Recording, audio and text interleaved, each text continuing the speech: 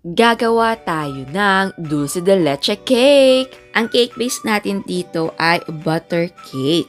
Ang frosting naman ay combination ng buttercream at whipped cream na may dulce de leche. And yes, eto ay bake pero sa kaldero. Yes po, kayang-kaya ng kaldero ang mag-bake ng cake. Tignan nyo naman yan, bake na bake ang ating butter cake. Okay, so meron tayo ditong all-purpose flour. Lagyan natin ng baking powder. Tapos, konting asin. I-mix lang natin yan. Ayan, eto na siya. Next naman ay i-cream natin yung ating margarine. So, butter cake nga yung gagawin natin, pero gamit tayo ng margarine. So, kung mayroon kayong budget, pwedeng gumamit talaga ng butter. And, meron ding mga margarine or margarine na butter flavor. So, pwedeng yun ang gamitin. So, ayan. So, softened yung ating margarine, pero dapat hindi lusaw. Tapos, i-cream lang muna natin ito.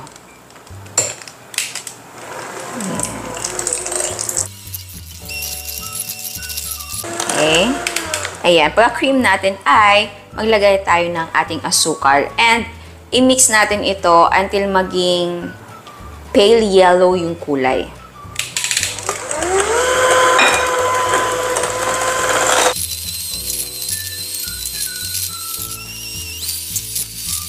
Ayan.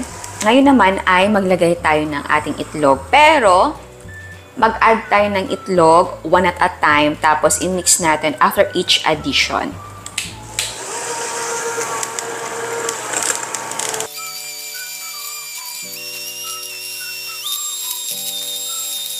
Ayan, tapos magsabay tayo ng vanilla flavor. Okay. Okay, next na gagawin natin ay maglalagay tayo ng ating flour mixture at i-alternate natin siya dito sa ating evaporated milk.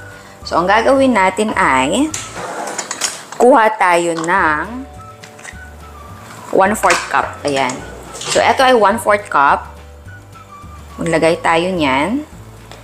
And then, i-mix na muna natin to bago tayo maglagay ng ating evap. Okay. Kung wala na kayo nakitang flour mixture, ay pwede na maglagay ng evap. Okay. And then mix.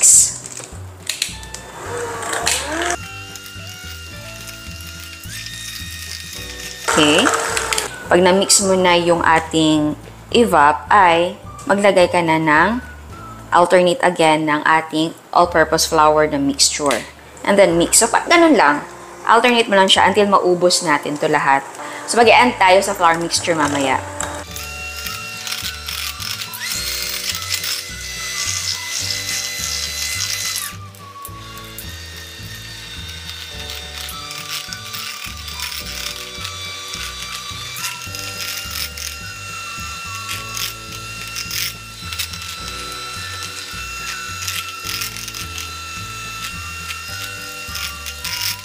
And, ayan. Okay. So, ngayon ay, nga pala, dalawa akong oven. So, lulutuin natin siya sa improvised oven. So, eto yung ating malaking kaldero. Pwede naman sa maliit na kaldero. Kaso lang, doble kasi yung ginawa natin na mixture ng cake. So, dalawang cake pan. Para hindi na batch by batch yung pagsalang ko, ito na yung gagamitin natin para isang salang na lang. So, ang gagawin mo lang dito ay ipipreheat mo lang siya for 5 minutes. So, again, wala po itong tubig ha. Ito talagang improvised oven natin. Kaldero lang talaga. Okay, so ngayon ilipat na natin yung ating cake batter dito sa ating mga cake pan. So, yung cake pan natin ay may parchment paper yan sa bottom. Tapos, nag-lightly grease ako at nag-lightly dust ako ng harina. So, i-divide natin ito into 2 equal parts.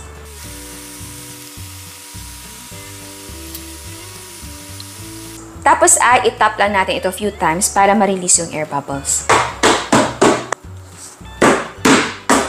And then, isalang na natin.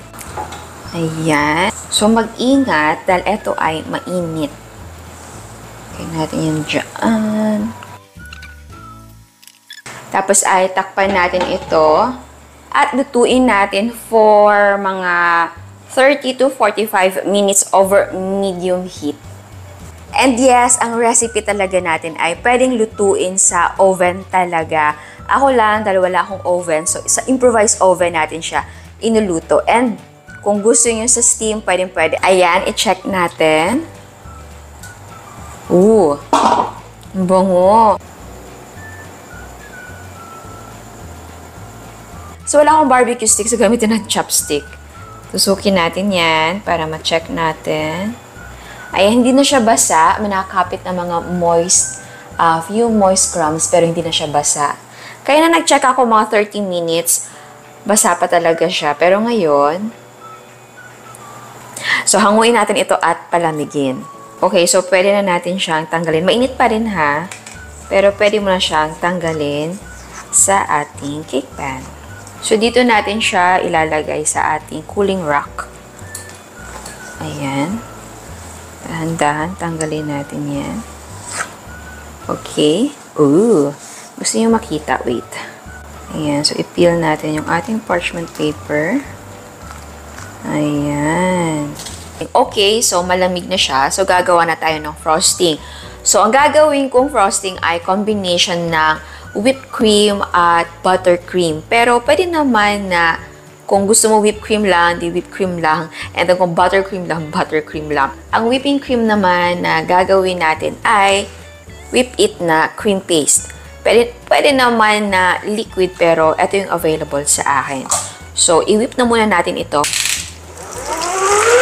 Sa paggamit ng whip it ay sundan nyo lang ang instructions sa package. Or maglalagay ako ng link sa description box para sa video instruction. Ang kailangan mo lang dito ay mixer at malamig na tubig. Ito na yung ating whipped cream. So next naman ay gawin natin yung ating buttercream na frosting. Okay, para sa buttercream frosting natin, meron tayo margarine. Yes po, margarine. Pero pwedeng gumamit ng butter talaga. So, ito ay softened na, pero malamig pa rin siya. Ayan. So, ilagay natin yan dyan. Tapos, i-beat natin ito for 5 minutes or until maging fluffy.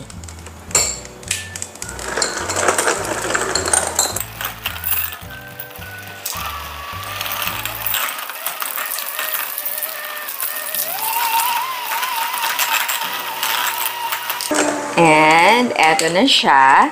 So, ngayon naman ay maglagay tayo ng dulce de leche.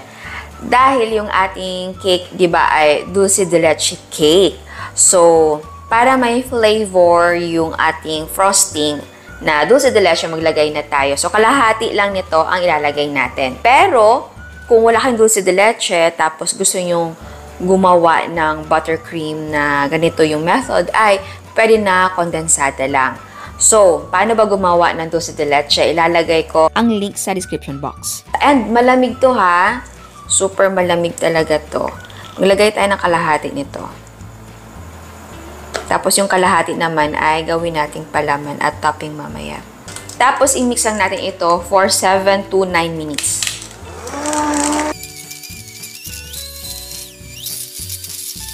And ayan.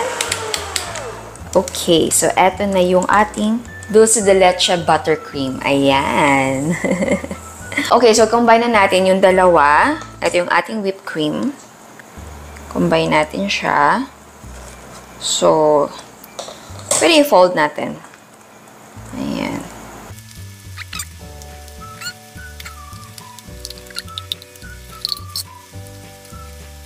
Ayan, na-mix na natin. So, ngayon, mag-stack na tayo ng ating cake, mag-assemble na tayo. So, ito yung ating cake, na-cut na natin. So, meron tayong magiging 4 na layer. Yung dome ng cake natin ay kinat ko. So, ngayon ay mag-stack na tayo ng ating cake. Unahin natin yung bottom. Okay. So, maglagay tayo ng konting frosting dito sa ating cake board. Tapos, ilagay natin dyan sa gitna.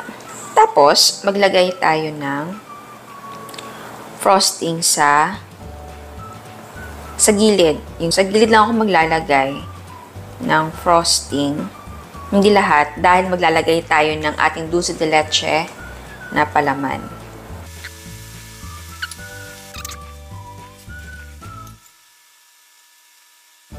And then, next ay maglagay tayo ng ating dulce de leche sa gitna.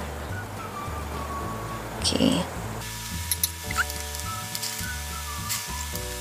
Tapos, igyan natin yung second layer ng ating cake. Okay. And then, same, maglagay tayo ng konting frosting sa gilid. Kung ayaw nyo maglagay ng frosting sa gilid, ay pwede naman na dulce de leche na lang din lahat.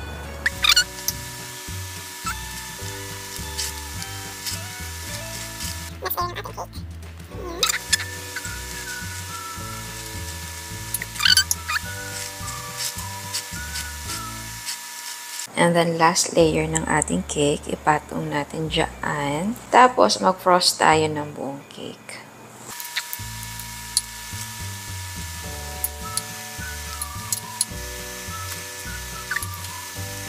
Okay, eto ay optional ha. Dahil hindi talaga ako expert sa pagpapakinis ng cake. So, meron tayong crush na graham crackers dito. So, kung gusto nyo na ibang crackers, kaya ng Biscoff ay pa rin naman. So, ang gagawin ko ay ilalagay ko dito sa gilid ng ating cake. Ayan. Okay.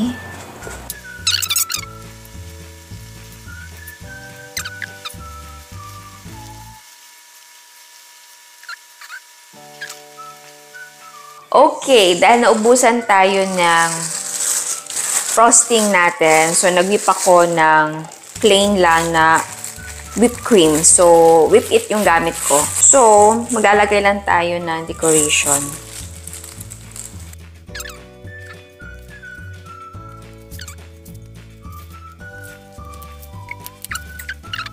Tapos, lagayin natin yung ating dulce de leche. Tapos, spread lang natin yan.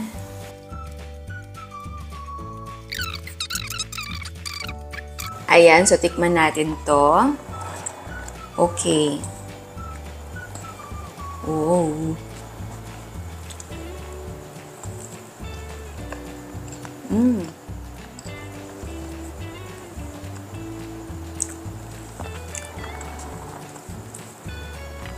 Ito ang gusto ko sa butter cake dahil malasa talaga siya. Yung iba kasi, ginagamit chiffon. Pero yung chiffon, ano lang, kalma lang kasi yung dating nun eh. Pero ang butter cake kasi talagang malasa and dense. Dense yung ano niya ha, pero malambot. Oh. Tapos, yung ginawa nating frosting, hindi nga butter ang gamit natin, pero malinamnam din siya. Tapos, better talaga na may whipped cream. Kasi kung buttercream lang yung gamit natin, baka nakakaumay na. Pero kapag may whipped cream, mas maganda yung lasa.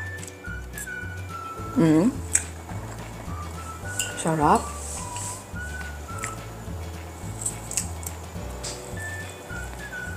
Ano nga pala? Tignan mo yung layer. Ganyan yung layer niya.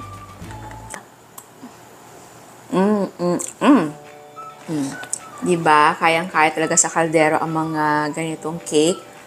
Again, kung takot kayo mag-kaldero, pero wala naman dapat ikatakot sa kaldero kasi mahina lang naman yung apoy.